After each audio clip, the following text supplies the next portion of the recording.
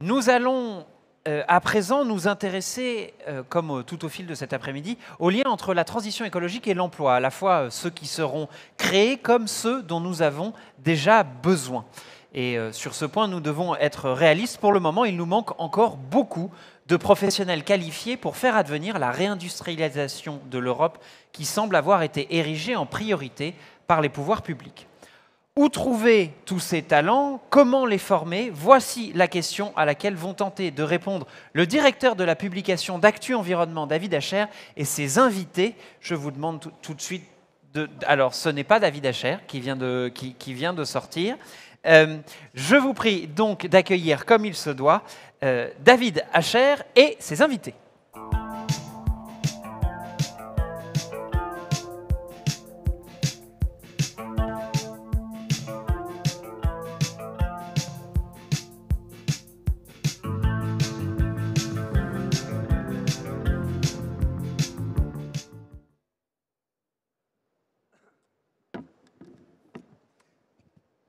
Bonjour à tous, c'est nous qui sommes en retard sur le jingle, veuillez nous en excuser.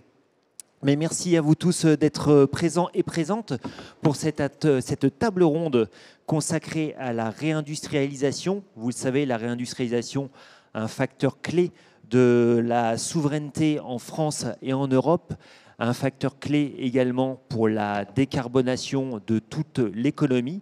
Et force est de constater que depuis plusieurs décennies maintenant de désindustrialisation, voire de tertiarisation, on a perdu les savoir-faire, on a perdu les compétences. Et c'est tout le sujet qui va nous animer aujourd'hui, voir comment est-ce qu'on peut réimplanter ces savoir-faire dans nos territoires pour développer nos industries. Pour en parler autour de la table avec moi, très masculine, je vous prie de nous en excuser, mais quand on parle d'industrie, très souvent, nous parlons à des hommes, même s'il y a des femmes d'industrie. Mais en tout cas, aujourd'hui, ce sera 3 hommes. Donc, Julien Enodi, juste à ma gauche, qui est directeur général délégué du groupe Ortec. Donc, Ortec, une grande entreprise française de services à l'industrie, l'énergie, l'environnement et l'aéronautique. Vous avez un spectre très large, d'ailleurs, sur lequel vous pourrez revenir rapidement. Antoine Garibal, vous êtes directeur de la stratégie et du développement chez Siemens France, donc fournisseur de solutions dans les domaines des infrastructures intelligentes pour les bâtiments notamment, mais également la production d'énergie décentralisée et l'automatisation. Là aussi, évidemment, chacun d'entre vous pourra redire quelques mots sur son cœur d'activité. Et puis enfin, pour finir ce panel, donc Pierre-Emmanuel Martin, qui est président de Carbone. Carbone, donc société industrielle qui porte un projet donc, comme on dit, de gigafactory, on dira de grandes usines, de cellules photovoltaïques, donc à dimension européenne, et qui sera notamment installée à Fos-sur-Mer. Donc merci à vous 3 d'être là. Pour finir ce panel, et même si je ne suis quant à moi que l'animateur, je me présente très rapidement. Je m'appelle David Acher, je suis directeur de la publication Actu Environnement, donc titre de presse spécialisé, et qui est adossé à Emploi Environnement, site emploi, et l'une des raisons notamment pour lesquelles je suis amené avec grand plaisir à animer cette table ronde consacrée, vous l'aurez compris, aux compétences. Mais avant avant qu'on parle spécifiquement de compétences, j'ai envie qu'on revienne sur l'actualité, puisqu'on peut difficilement faire fi de celle-ci aujourd'hui.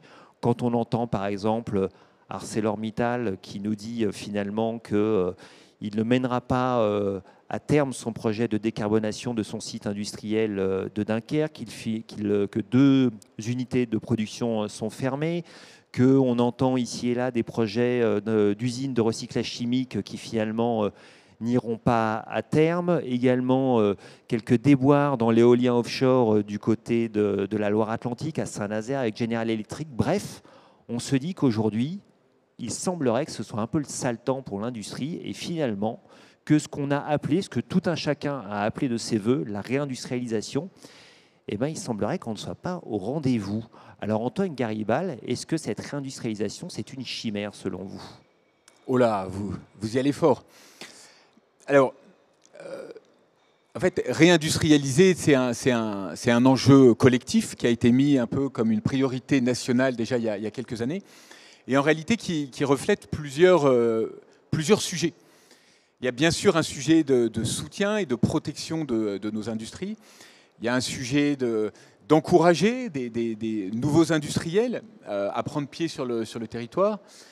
Il y a un sujet d'autonomie. Suite au Covid, on a tous en tête que certains biens critiques ont fait défaut. Et donc, être souverain en matière industrielle, c'est aussi un des objectifs clés. Décarboner, bien entendu, donc avoir une industrie qui est de plus en plus vertueuse, c'est également une priorité et peut-être aussi une solution aux différentes dimensions que j'évoquais précédemment. Et puis, d'une façon générale, tout ça se traduit par, vous voyez, le poids de l'industrie dans le PIB français, qui aujourd'hui est autour de 10 points. C'est une dégringolade, bien sûr, qu'on a tous en tête depuis 25 ans. Donc les objectifs sont multiples et tous ensemble, au niveau national, au niveau régional, les territoires, les acteurs de toutes sortes, les guichets de l'État, etc., nous devons reconnaître que nous avons mis collectivement en œuvre des mesures assez exceptionnelles, assez inédites, pour essayer d'inverser la tendance. Nous sommes dans le temps long, l'industrie, c'est ce qu'on a tous en tête, un cycle industriel, c'est typiquement 20 ans. Donc il va falloir de la persévérance, de la détermination pour vraiment tenir ce cycle. Nous avons vu tout de même des signaux faibles encourageants depuis quelques années. Vous avez vu que le nombre en fait, d'usines créées en France était redevenu positif. Cette année, vous voyez, ou l'année dernière, il y avait une 60aine de nouvelles usines qui ont été créées, sans parler des extensions de sites qui sont beaucoup plus nombreuses. On a vu des industriels internationaux se réintéresser à l'Hexagone. On a vu des licornes, on a vu des entrepreneurs, Carbone en est un bon exemple, miser vraiment sur l'équation française en fait, pour faire leur premier pas dans l'industrie. Donc voilà, donc, de nombreux points positifs. Maintenant, nous sommes soumis, bien entendu, à une conjoncture mondiale qui est assez particulière. La compétitivité redevient le sujet peut-être clé. La visibilité nécessaire à l'investissement également. Et donc là, le quotidien, le prix de l'énergie qui augmente, l'incertitude sur la fiscalité, la difficulté de recruter les bonnes équipes pour pouvoir digitaliser, etc., etc. Voilà, tout ça fait partie aujourd'hui de l'environnement qu'il faut prendre en compte. Mais le message, en tout cas, je pense, des industriels est clair. Il ne faut pas baisser la garde, il faut persévérer parce que les actions vont donner du fruit.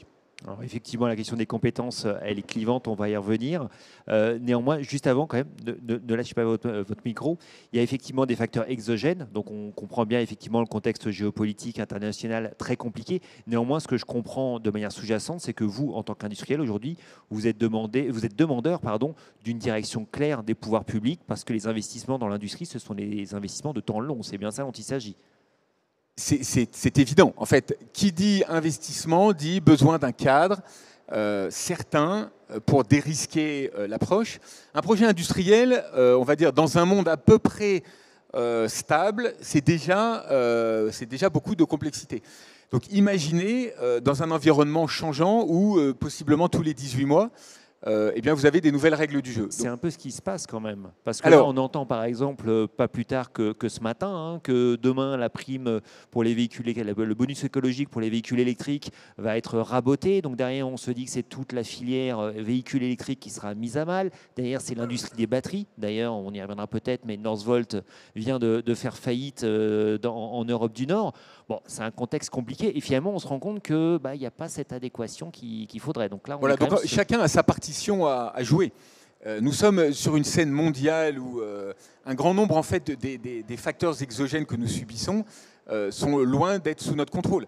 Le fait que les pays asiatiques ont maintenu une très grande compétitivité alors qu'en Europe, ça s'est plutôt dégradé. Le fait que le prix de l'énergie est souvent plus attrayant en fait en Amérique ou en Asie plutôt qu'en Europe, vous voyez, ça, c'est pas sous notre contrôle. Maintenant, l'Union européenne a bien entendu un rôle à jouer et Thierry Breton, je pense, a fait valoir un certain nombre d'arguments. L'État français, le gouvernement, les institutions ont également leur part. Et puis après, c'est nous tous.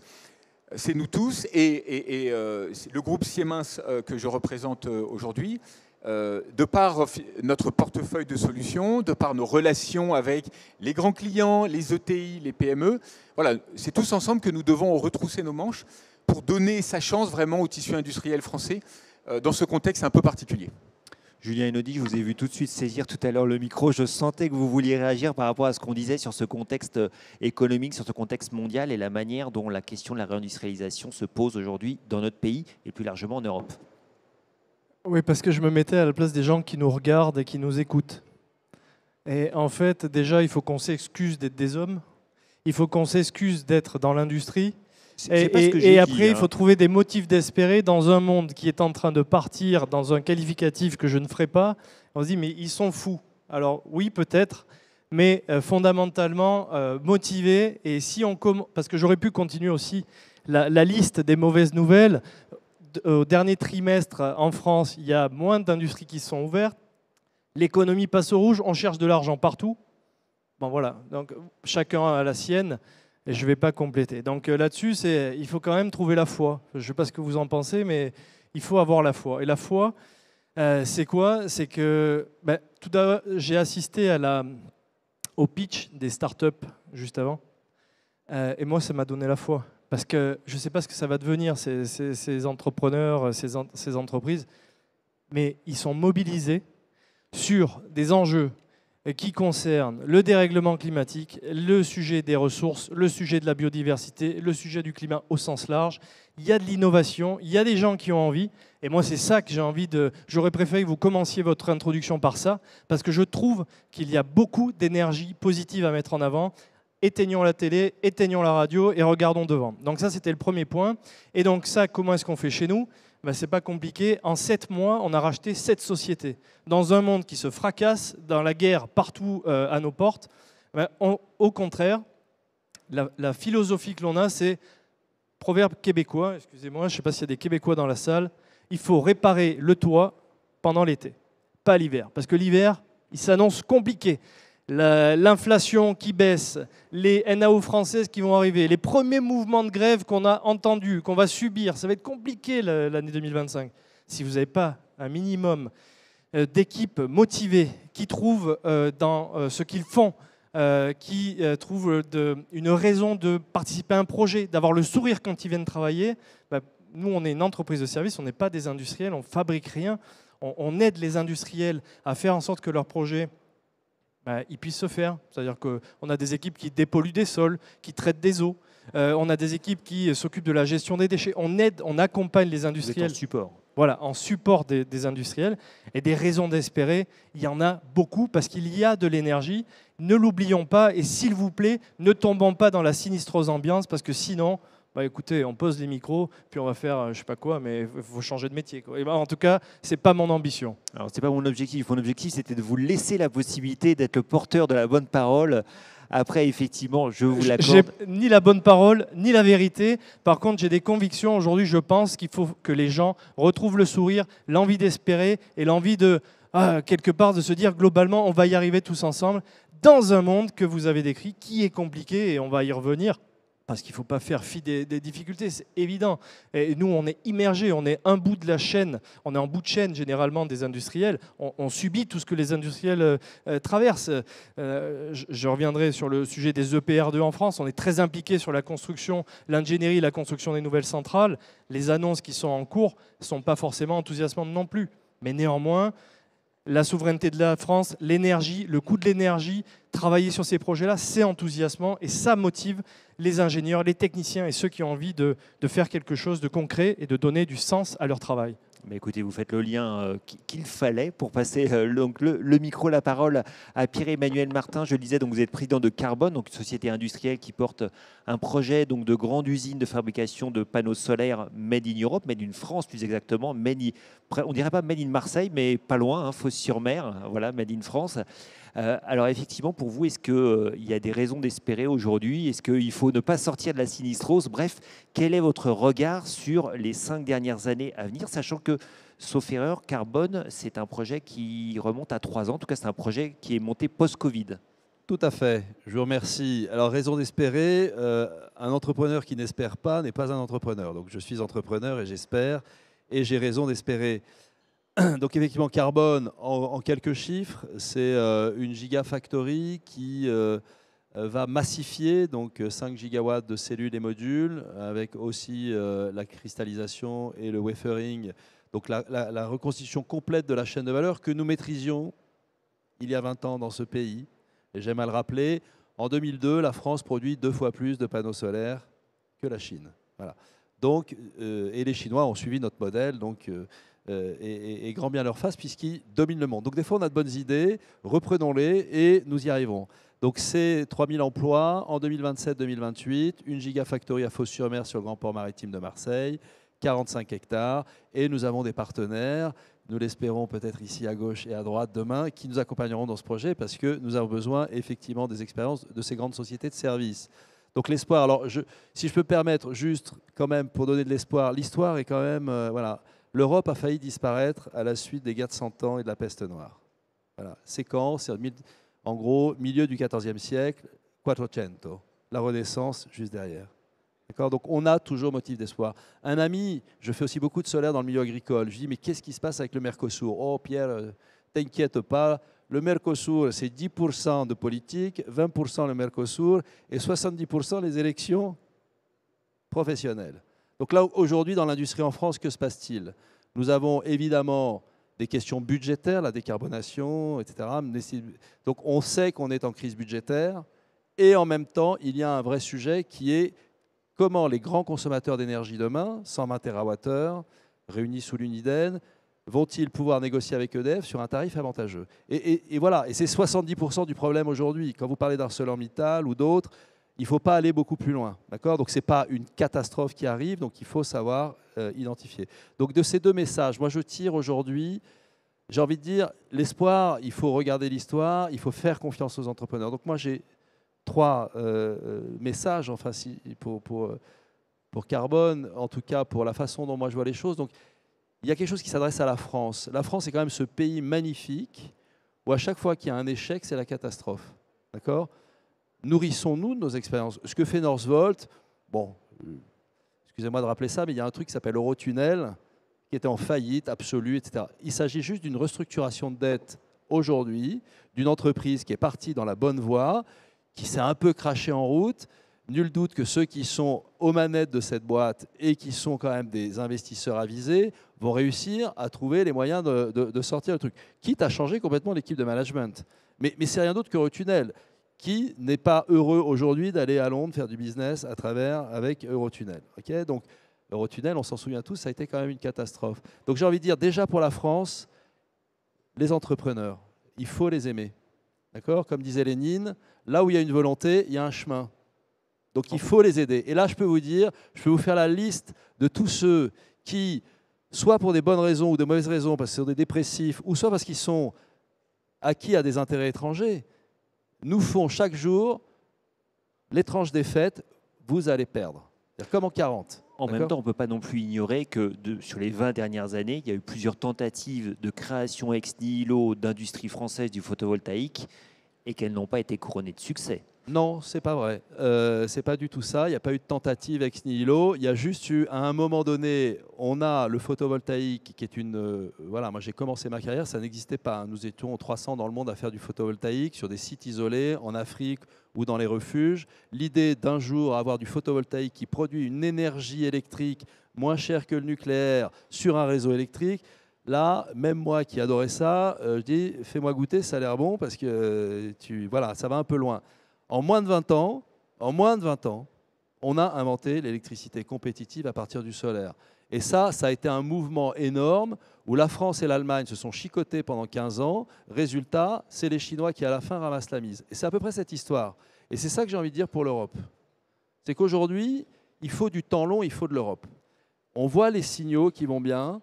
Mais là, c'est un peu long, quoi. Hein, et on en a un peu marre des rapports qui disent qu'on est super faible, mais qu'on a vachement d'atouts et que si on s'y prend bien, on va y arriver. Je veux dire, le rapport Draghi est peut-être génial, mais c'est toujours la même litanie. À chaque fois, on se ramasse et on se casse la gueule et on revient, etc. Donc il y a un problème Europe et il va falloir...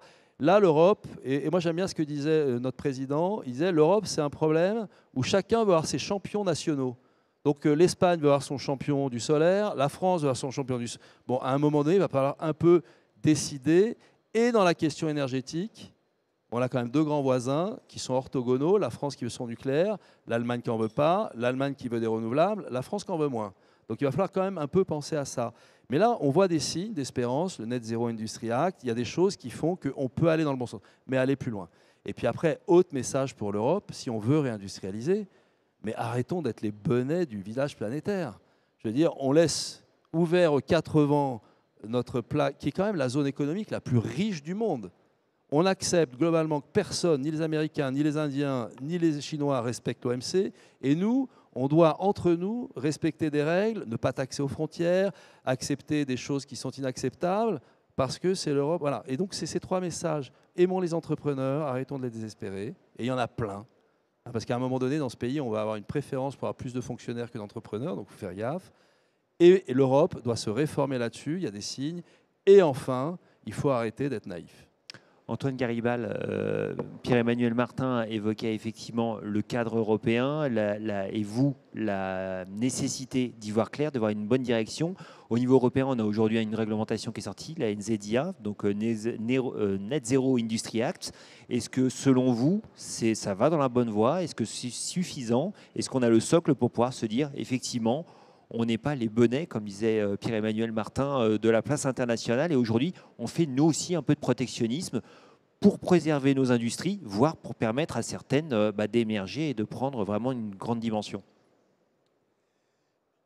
Alors c'est une vaste question qu'il faut peut-être mesurer en suivant un peu les typologies des grands acteurs industriels. Siemens, en tant que grand groupe mondial, finalement, a une présence qui est assez équilibrée dans les différentes plaques, on va dire, géostratégiques, les US, l'Europe, l'Asie, et d'une certaine façon, essaye d'accompagner le mieux possible un peu cette mutation, on va dire, cette polarisation du monde industriel. Ce que l'on mesure, bien sûr, en Europe, c'est que pour grandir, pour défendre une industrie, il y a des conditions nécessaires qui doivent être réunies. Et aujourd'hui, sur certains aspects, la situation est désormais déséquilibrée. Et il y a tout un travail pédagogique à faire pour que les industriels, ceux du panel, vous tous, etc., arrivent à éduquer la force politique pour que les enjeux soient complètement compris et anticipés. Notamment dans le temps. Parce qu'on a tous en tête, vous vous rappelez ce que je disais sur les priorités, en particulier par exemple la décarbonation, et si je repense là bien sûr à l'impact aujourd'hui des plans EU Green Deal, la transformation automobile, typiquement sur les acteurs aujourd'hui français de l'automobile, la finalité est claire et va certainement en fait dans la bonne direction. Maintenant, les modalités ne semblent pas en fait cohérentes ou compatibles avec celles du monde industriel. Vous ne pouvez pas faire pivoter un appareil de production en juste quelques années. En fait, tout ça prend du temps. Vous voyez, il faut imaginer que l'essor de l'industrie automobile en Europe, ça a été typiquement sur 50 ans. Et donc faire un virage sur l'aile en juste une poignée d'années, c'est trop brutal. Julien Hinaudi. Oui, juste pour illustrer ce que dit Antoine, et pour ramener à l'échelle d'une entreprise, des entrepreneurs qui saisissent grosso modo de contraintes pour en faire une opportunité. Grosso modo, on a une flotte véhicule chez Ortec en France de 1000 poids lourds. Et il y a quelques années, on s'est dit comment on saisit la balle au bond de la décarbonation du poids lourd. Et à l'époque, c'était le débat entre les solutions hydrogène ou bien les solutions électriques. En discutant avec les constructeurs, on s'est assez rapidement aperçu qu'ils allaient miser massivement sur l'électrique. En tout cas, pour nos besoins, c'est le choix qui a été fait. Et donc, nous, on a décidé de créer un réseau d'infrastructures, de stations de recharge pour la mobilité des poids lourds. Parce qu'aujourd'hui, c'est plutôt les véhicules légers. Les poids lourds, ça va arriver. Les premiers poids lourds sont disponibles, mais il faut les charger. Et donc, on crée un réseau d'infrastructures poids lourds en France. Juste un chiffre, on va investir 300 millions d'euros. C'est quand même pas rien. On devient opérateur de stations, de bornes de recharge pour les fourgons. Si demain, la réglementation dit, en fait, laissez tomber, on continue sur le diesel, effectivement, ça nous posera un petit sujet. C'était juste pour illustrer la stratégie du temps long et l'entrepreneur, l'entreprise qui dit sur cette opportunité, sur cette contrainte, décarbonation du secteur du transport, comment vous pouvez répondre, mais on apporte une solution. Si jamais ça change demain et qu'on prolonge les moteurs diesel, nous, nos stations, elles n'auront personne qui vient se charger. Hein. Donc ça va être à un moment donné, il y a une équation économique. Mais ça, c'est vrai sur tous les secteurs industriels. Je voulais simplement illustrer. On parle d'investissements de centaines, voire de milliards d'euros. Donc effectivement, on ne peut pas changer tous les 4 matins les contours du contexte et des objectifs attendus, définis par les pouvoirs publics. Alors à ce point de la discussion, il me paraît important de vous rappeler un point, c'est qu'effectivement on est là pour parler de compétences. Et là vous vous dites très certainement, mais qu'est-ce que c'est que ce modérateur? On parle de tout sauf de compétences, on parle d'économie, on parle de contexte industriel mondial, mais on parle de temps long. Et il est vrai que quand on parle de carrière, quand on invite les hommes, les femmes à se former, même si aujourd'hui on n'a plus forcément le même métier tout au long de sa vie, on parle quand même de temps long et il me paraissait très important effectivement qu'avant que nous parlions de compétences, de formation, de dispositifs, là aussi, qui sont entrepris par les industriels et par les entreprises support aux industriels, donc toujours sur le temps long, qu'on revienne effectivement sur le contexte pour comprendre si là effectivement on est bien aussi dans une logique de temps long et quelque part qu'on peut y aller, on peut s'engager dans les filières industrielles.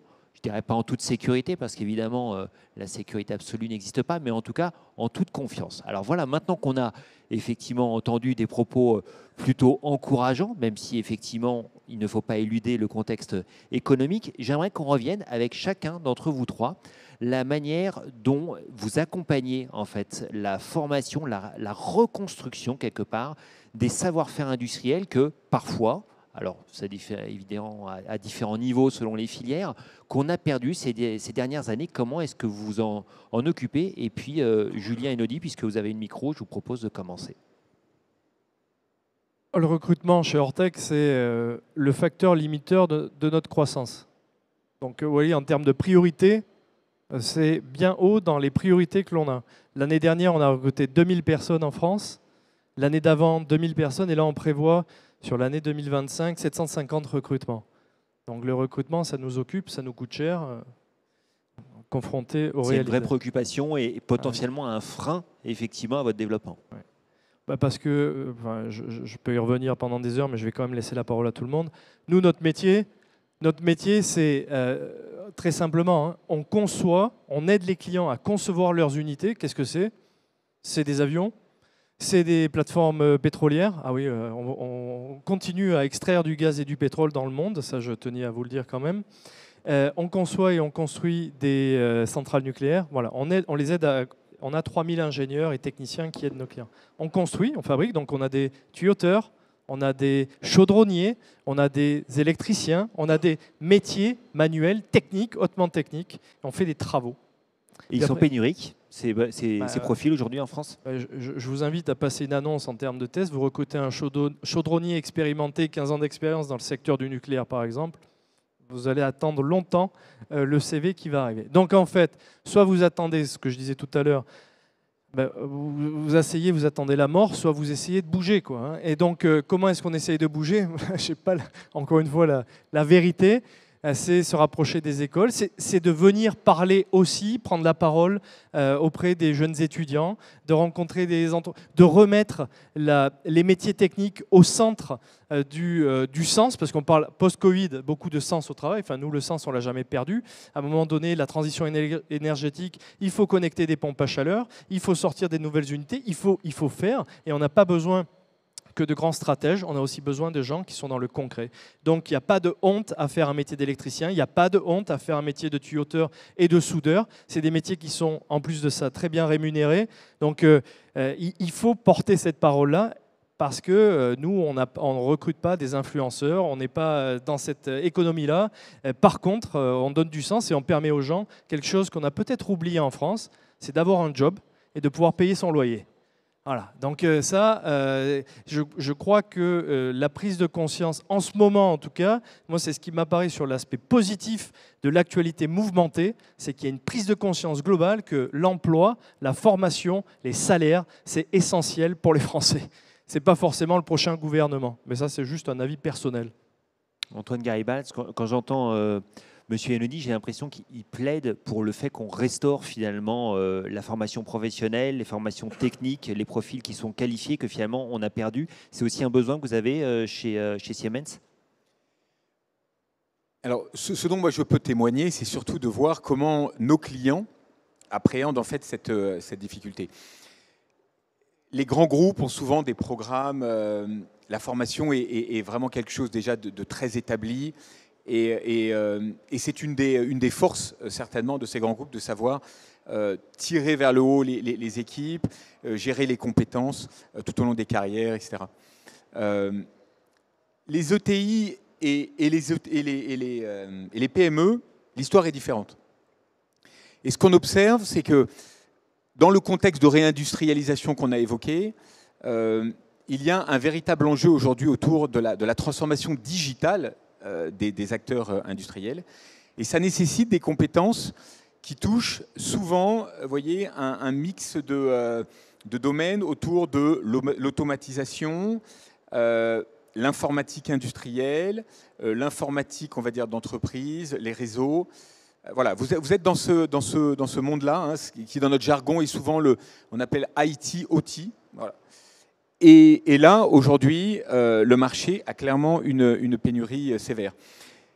Et c'est une des conséquences, en fait, quand on voit que finalement la transformation prend du temps, on estime qu'une des causes est précisément liée au manque de compétences clés sur ces domaines dans les acteurs que je viens de citer. Alors nous, en fait, en tant que fournisseurs de solutions et de partenaires technologiques, on a tendance en fait à proposer justement un dispositif de formation à nos clients et partenaires. Et ce que l'on observe, c'est qu'il y a beaucoup de traction sur ces programmes. Maintenant, le facteur limitant, c'est souvent le temps des équipes dirigeantes, typiquement des PME, juste pour pouvoir se former. Et ça veut dire qu'il faut certainement, dans tous les dispositifs d'aide et d'accompagnement qu'on a déjà évoqués, il y a peut-être des éléments justement pour permettre plus facilement à ces acteurs, PME, ETI en particulier, de recruter les bons dispositifs. Maintenant, un autre élément qui est aussi très intéressant, vous voyez, tout va tellement vite. Avec l'émergence de l'intelligence artificielle et de l'IA générative en particulier, il y a peut-être une partie de la solution, puisqu'il y a une partie du job que j'évoquais précédemment qui, pourquoi pas, et on est en train de faire des expérimentations, du copilot, etc. Une bonne partie de la programmation du code qui est nécessaire en fait pour faire tourner les machines pourrait être générée d'une façon automatique avec de l'intelligence artificielle. Alors, ça ne veut pas dire qu'il n'y aura plus personne. Non, mais c'est que le métier se transforme et une partie de l'activité, la partie la plus simple, pourra, pourquoi pas, être faite par ces outils. Voilà, donc c'est aussi une dynamique intéressante qui crée de l'espoir. Pierre-Emmanuel Martin, quand j'écoute vos deux collègues, enfin deux intervenants à côté de vous, j'entends parler d'un côté de soudeurs, chaudronniers sur des tuyauteries, de l'autre côté d'intelligence artificielle et d'informaticiens capables de la piloter, ou en tout cas d'en sortir quelque chose. On se rend compte que les métiers qui sont associés à l'industrie sont variés. Qu'est-ce qu'il en est pour vous chez Carbone, sachant que vous montez une nouvelle activité, que vous allez être amené à recruter plein de profils différents, un panel assez important et en nombre, donc aussi bien varié en termes qualitatifs que important en termes quantitatifs. Comment est-ce qu'on appréhende cette question? Comment est-ce qu'on se mobilise? Comment est-ce qu'on arrive à fédérer peut-être un écosystème autour de cet objectif? C'est de dire, je monte une usine et je vais mettre des gens dedans pour fabriquer des panneaux solaires. C'est une excellente question. Alors, la réponse que je donne, c'est de quelqu'un qui, avant ça, n'avait pas travaillé dans l'industrie. Moi, je viens des énergies renouvelables. J'ai fait beaucoup de projets. Je suis un des grands promoteurs de l'éolien et du solaire. J'ai des équipes, j'ai des monteurs, des électriciens, j'ai des techniciens. Je suis aussi investisseur. J'ai des restaurants. J'en ai un qui a une étoile, donc je connais très bien les cuisiniers. Voilà. Par contre, l'industrie, qu'est-ce que c'est? Et là, on a réfléchi. Donc, tout d'abord, moi, j'ai délégué à des gens qui viennent de l'industrie, le directeur général, mon directeur général adjoint, l'un vient de chez Becton Dickinson, un grand patron de biotech, donc quelqu'un qui sait fabriquer des milliards de seringues pré-remplies dans plein d'usines partout dans le monde. Le directeur général adjoint, il vient de chez Valeo, il était directeur de l'unité des embrayages, directeur financier. Donc moi, je leur dis voilà, ils me disent il faut monter une usine à recrutement. Puisqu'on a effectivement ce point qui est le goulet d'étranglement. Je dis ok, très bien. Et évidemment, ils m'expliquent ce que sont des ouvriers, des techniciens dans nos technologies, dans nos usines, qui demain, c'est de la microélectronique, c'est vraiment des choses en salle blanche, etc. C'est des parcours de formation et de professionnalisation extrêmement importants. Demain, c'est 3 000 emplois directs, 9 000 indirects, dont 2 000 ouvriers, collaborateurs, importants, qu'on appelle opérateurs. Moi, excusez-moi, j'appelle ça des ouvriers, mais il y a une noblesse. C'est évidemment 600 techniciens et 400 ingénieurs et fonctions support. Donc là, nous, déjà, c'est le choix. On est parti à Fos-sur-Mer parce que Fos-sur-Mer, avec Dunkerque, c'est la plus grande zone industrielle d'Europe où il y a déjà des compétences. Des gens qui sont extrêmement bien formés. Sur des entreprises ou des industries qui sont en stress ou peut-être en complication. Mais donc déjà, on sait qu'il y a un bassin, 50 000 opérateurs, qui eux-mêmes peuvent être intéressés par ça. Donc déjà, il faut choisir son bassin. Ensuite, il faut tisser un certain nombre de relations importantes. Donc là, on a d'excellentes relations avec l'UIMM local. On a, alors là, je ne pourrais pas vous citer, mais là, ils m'ont bardé. Là, mais comme je n'ai pas mes lunettes, je n'arrive pas à lire. Mais il y a plein de choses qui sont faites là pour créer cette usine à talent qui va venir. Et évidemment, un site dédié de formation. Donc ça, on a un site à Istres de 16 hectares qu'on a pris, qui sera demain notre lab, notre véritable vitrine, où à la fois on saura faire de la R&D, parce que la R&D est hyper importante pour nous, mais également former. Voilà. Donc il faut faire une usine parce qu'on a ce goulet d'étranglement, parce qu'il faut former et parce que demain, nos ouvriers, nos opérateurs, c'est quand même 6 mois à 2 ans de formation pour pouvoir demain, en salle blanche, traiter. Voilà. Donc c'est vraiment on est sur l'automatisation, sur cette chose-là. Voilà. Après, je dirais mon expérience personnelle. Donc je vous le dis, moi, j'appartiens à une génération où on a fait tous nos écoles d'ingénieurs, mes copains de Centrale, Supélec, Bix, aucun n'a travaillé dans l'industrie. Donc, je veux dire, il s'est passé quelque chose et il y a un lien avec l'industrie qui a disparu. Dans notre génération, les élites amenées à diriger des grandes entreprises où finalement, on a approché les grands groupes, on est rentré dans des grands projets pour faire des choses. Bon, moi j'ai plutôt fait de l'humanitaire, mais mes copains, voilà, ils sont tous partis dans la banque, l'assurance. Et finalement, le lien avec l'industrie et les services, bien évidemment. Voilà. Et quelque part, je dis finalement, si je dois dire qu'est-ce qu'il faudrait qu'il soit fait au-delà de nous, une politique dont on a besoin, c'est que finalement, regardons déjà l'école. L'école, elle survalorise l'intellect, elle sous-valorise le manuel. Donc déjà, il y a un truc qu'il faudrait quand même qu'on arrive enfin dans ce pays, c'est que les mômes qui ne sont pas capables d'être des putains des puissances de calcul énormes, on reconnaisse leur talent manuel et qu'on le valorise. Et ça, c'est super important. Après, là-dedans, dans ce parcours, c'est reconnaître aussi, et c'est le dire, c'est qu'on a une image d'Épinal un peu éculée en France et qui, quand j'interroge mon père, qui n'était pas entrepreneur, qui travaillait dans le pétrole, qui était plutôt du côté des syndicalistes, il me dit, mais l'usine ou l'entreprise des années 60-70, c'était des lieux de lutte.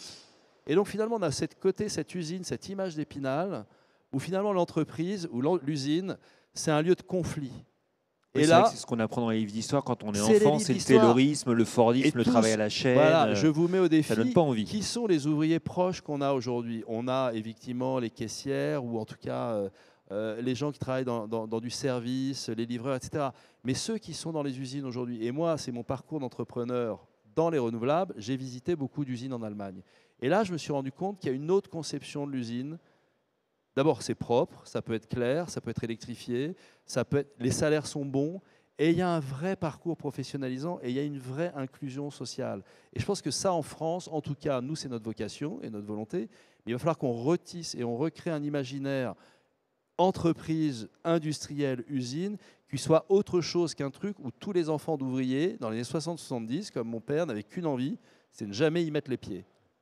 Julien Hinaudi, avant qu'on passe le micro à la salle, alors peut-être vous aurez envie de réagir sur ce qui a été dit, mais ce que j'ai noté, c'est que Pierre-Emmanuel Martin évoquait l'usine information, qui est un concept assez intéressant, je trouve, et c'est vrai qu'il y a beaucoup d'entreprises aujourd'hui, beaucoup de groupes qui se disent, bon, bah, puisque les collaborateurs ne sont pas disponibles en recrutement direct, eh ben, je vais monter des organismes de formation moi-même pour former les collaborateurs dont j'ai besoin. Est-ce que c'est le cas chez Ortec? Oui, tout à fait. Nous, on a notre école qui s'appelle Haut Métier, Ortec Métier, qu'on a monté il y a plusieurs dizaines d'années. On forme sur tous les métiers du groupe. Alors, au démarrage, quand les gens démarrent dans l'entreprise, mais aussi en formation continue, parce que les technologies, les métiers évoluent. Donc ça, c'est important de poursuivre cet effort-là. C'est indispensable. Je voulais juste rebondir sur ce que tu venais de dire, un peu de manière rapide, mais je pense que c'est aussi quelque chose de très fort. C'est que l'entreprise, aujourd'hui, c'est peut-être le dernier endroit dans la société française aujourd'hui où les classes sociales se côtoient. C'est-à-dire que chez Ortec, vous avez tous les niveaux de formation. Ce n'est pas dans l'école, ce n'est pas dans la vie collective. On côtoie et ça, c'est quelque chose de fort. C'est un sujet de ciment social hyper important. Et c'est une chance. Moi, je trouve que c'est une chance d'avoir ça parce que ça permet la promotion, ça permet de faire monter, valoriser les métiers techniques au sein de l'entreprise. Ça permet de donner des exemples très concrets. Voilà, juste, je rebondissais sur ce que venait de dire Pierre-Emmanuel. Mais vous avez bien fait. Et comme je le proposais, je vous invite à poser vos questions. Alors, il nous reste quelques minutes, hein, donc l'objectif, c'est aussi de connaître vos interrogations, de pouvoir y apporter des éléments de réponse. Donc, n'hésitez pas, faites-moi signe et on viendra vous apporter un micro. Ça, c'est toujours l'angoisse. Il y a une dame qui a une question. C'est gentil, Vincent, derrière toi, la dame. Voilà. J'avoue, je confesse, c'est toujours l'inquiétude de l'animateur de se retourner vers la salle où il n'y a Alors, pas tenez. de questions. Merci, pardon. En fait, c'est pas tellement une question plus de l'information et réaction. Je suis Madame Foulon, je suis déléguée générale de Maillage, donc le syndicat professionnel qui représente les métiers de l'assainissement et de la maintenance industrielle, donc plus du service, plus sur l'activité de Monsieur Enaudi pour Ortec. Et en fait, sur la réaction de Monsieur Martin par rapport à la formation continue, et je l'entends, il y a aussi la formation initiale. Et nous, on est là pour défendre les intérêts de la profession, bien entendu, et notamment de la maintenance industrielle. Et pour ces activités-là, on s'est rendu compte qu'on pouvait intervenir aussi sur la formation initiale. Donc, on a pu contribuer notamment là, à la réécriture de différents diplômes de la filière environnement, que ce soit des CAP, des bacs pro et des BTS. Et on s'est rendu compte, en fin de compte, que il y avait un décalage entre, effectivement, on s'est rendu compte, tout le monde se rend compte du décalage entre le terrain et l'école et l'éducation nationale. Et en fait, l'éducation nationale est avide des connaissances de terrain. Ils ont besoin de ce contact avec les entreprises, mais ils n'en ont pas. On a institué il y a peu des bureaux des entreprises pour un lien entre les entreprises et les écoles, mais en fait, ils se rendent compte qu'ils n'ont pas de moyens pour envoyer les élèves, qui ne connaissent absolument pas nos métiers et qui ont besoin d'être sur le terrain pour aller voir un camion. Et alors, dès qu'ils voient un hydrocureur, ils montent dedans, ils sont fous et ils se disent bah, c'est ça que je veux faire. Donc voilà, je pense qu'il y a vraiment ce travail de communication entre le terrain et l'école, et c'est faisable, mais il faut juste l'approfondir et il faut juste que l'éducation nationale laisse ses profs faire ce travail-là. Alors, je me permettrai effectivement de rebondir sur ce que vous avez dit, effectivement, puisque nous avons animé d'autres tables rondes, notamment sur le Talent Hub. Et c'est vrai que c'est une tendance qui apparaît désormais, que les filières industrielles travaillent de plus en plus avec l'éducation nationale qui ouvre un peu les chakras, effectivement, pour laisser rentrer l'entreprise et quelque part donner plus de concret dans les formations initiales. Je vous remercie, j'ai retrouvé mes lunettes, donc c'est ce qu'ils avaient écrit. C'est que nous, effectivement, on a eu, enfin, en tout cas Carbone, et nous sommes très très fiers du travail qui est fait dans la région sud. Donc, on a eu un AMI compétences et métiers d'avenir. On est dans un COPIL, enfin, on a monté un comité de pilotage où il y a le rectorat. On est super content du rectorat, me dit-on. Et me dit-on aussi, c'est qu'on travaille à ce maillage et qu'on travaille déjà avec les lycées pro. Voilà, donc c'est effectivement ce que vous dites. Je ne peux que rebondir là-dessus. Il faut absolument aider les lycées et les lycées nous aideront. Et il y a des profs, en plus, il y a des profs formidables. Mon beau-frère est là-dedans et je l'adore. Mais c'est vrai que ça va dans le bon sens, effectivement. Antoine Garibal. Juste un mot peut-être pour compléter le propos. Une autre petite révolution qui a eu lieu finalement ces dernières années, c'est l'apprentissage. Aujourd'hui en France, il y a 1 million d'apprentis. Nous, Siemens, avec nos origines allemandes, bien sûr, on croit fort au modèle. On a des centaines d'apprentis qui sont mobilisés. Voilà, donc c'est encore un autre exemple où le monde de l'entreprise et le monde de l'enseignement sont vraiment subtilement mêlés pour parfaire finalement les formations initiales. Merci à vous. A-t-on une autre question dans l'auditoire ou oui, monsieur?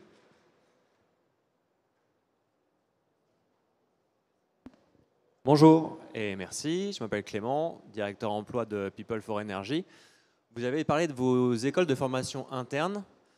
J'ai plusieurs questions dans mon intervention. Est-ce que c'est des écoles de formation directement pour des nouvelles recrues ou pour déjà des salariés internes? Et quels sont les critères finalement que vous allez avoir pour faire entrer des gens dans vos écoles de formation, sachant que moi, depuis 10 ans dans le recrutement, notamment dans les énergies renouvelables, il y a encore beaucoup d'attentes sur le bon diplôme à avoir ou d'avoir déjà exercé le même métier ou une partie du même métier avant d'être embauché quelque part. Je peux démarrer si vous le souhaitez. Alors j'ai répondu à votre question, vous avez certainement pas dû m'entendre. J'ai dit qu'on formait en formation initiale et en formation continue dans notre école, en tout cas chez Ortec. Nous, ce qu'on cherche, c'est surtout des gens qui ont envie. Voilà. Après, on leur apprend le métier qu'ils doivent faire. Mais des gens qui ont envie, qui ont l'état d'esprit, avec une conviction assez forte, c'est que tout le monde n'est pas fait pour bosser chez Ortec. Parce qu'on a un niveau d'engagement, un niveau d'exigence. Les clients que l'on sert sont très exigeants. Je vais vous donner un exemple sur la sécurité de la manière de travailler, sur bien faire du premier coup, sur se lever le matin pour aller au boulot. Ouais, et ben ça, effectivement, ça fait partie des critères qui peuvent paraître un peu vieux jeu, ça paraît peut-être un peu décalé, mais qui sont essentiels et qui sont attendus par nos clients. Donc c'est plutôt les diplômes à un certain niveau, c'est plus le sujet. Le sujet, c'est de trouver des gens qui ont envie de travailler. Ce qu'on appelle traditionnellement le savoir-être. Oui. Alors moi, les mots fourre-tout, je m'en méfie. Donc pour ça, je dis engagés, envie, qui ont la niaque. Quelque part, des gens qui ont la niaque. Voilà. Eh ben, je ne sais pas comment on le met dans une description d'emploi. Est-ce que vous avez la niaque? Oui, non. Bon, ben, le non, c'est même pas la peine qu'il envoie. Et celui qui dit oui, ben, on va tester. Ah, écoutez, merci beaucoup, parce que je trouve ça sympa de terminer sur le fait d'avoir envie, d'avoir la niaque pour rejoindre les filières industrielles en vue, comme on le disait dès le départ, de décarboner, de récupérer de la souveraineté au niveau français-européen. On est arrivé au bout du temps qui nous était imparti pour cette table ronde qui était définitivement trop courte, parce que j'ai bien compris qu'on aurait pu continuer effectivement longtemps. Néanmoins, je peux me permettre un dernier mot? S'il vous plaît. Parce que moi, je suis à Aix-en-Provence, je suis venu à Paris pour vous voir, donc je vais prendre juste 5 minutes. Comment est-ce qu'on donne envie aux gens de nous rejoindre? C'est à un moment donné de se dire on n'est pas parfait, on a des convictions, on les partage et on essaie de bien faire notre métier. Déjà, ça, c'est pas évident. Et donc, nous, on est très fiers d'avoir fait valider notre trajectoire carbone par le SBTI. Le SBTI, c'est un organisme international et on a fait valider la trajectoire du groupe Ortec sur la réduction de nos émissions sur les 3 scopes.